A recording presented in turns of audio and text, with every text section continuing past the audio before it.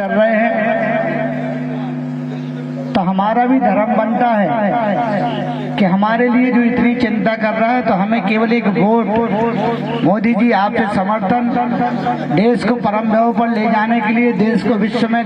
विश्व गुरु बनाने के लिए और विश्व में नंबर 1 पर लाने के लिए मोदी जी दिन रात मेहनत कर रहे हैं। और आप सबसे मोदी जी का यह कहना है कि जनता को मैंने अपना परिवार माना है, देश के नागरिकों को अपना परिवार माना है और मैं सभी की भलाई के लिए और देश की भलाई के लिए काम कर रहा हूं। उसके लिए हमें जनता का आशीर्वाद चाहिए।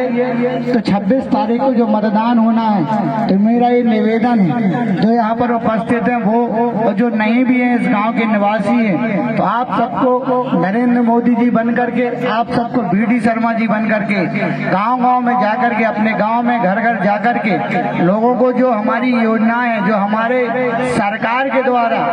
देश पर राज तो बहुत लोगों ने किया, 60-70 सालों तक देश पर राज किया, लेकिन जनता की बात किसी ने नहीं की, गरीब की बात किसी ने नहीं की। जब से हमारे देश के प्रधानमंत्री नरेंद्र मोदी जी बने 10 साल से आपने देखा होगा कि जो योजनाएं चली है, आपने चाहे वो प्रधानमंत्री आवास के माध्यम से मकानों की चिंता करने की बात हो, चाहे उज्ज्वला योजना के माध्यम से सिलेंडर चूल्हे की बात करने की बात हो, 5 लाख का आयुष्मान कार्ड के माध्यम से 5 लाख तक का इलाज कराने की बात हो, चाहे हमारा 10 किलो जो हमारा 5 किलो केंद्र सरकार के द्वारा, 5 किलो जो राज्य सरकार के द्वारा जो हमारा जो गल्ला जो हमें मिलता है, जो गेहूं हमें मिलता है, उसकी आज तक किसी ने चर्चा नहीं की थी, हमारे नरेंद्र मोदी जी ने की।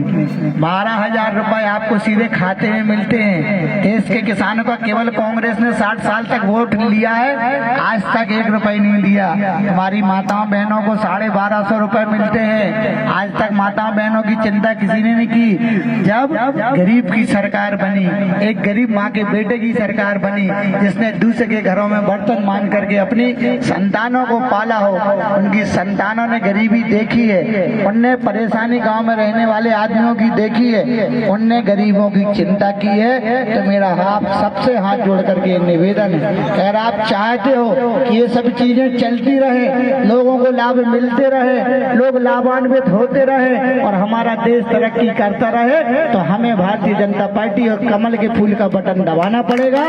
और देश का हम कहीं न कहीं अपनी तरफ से योगदान, जो मोदी जी का सपना है, जो मोदी जी का सपना है कि हम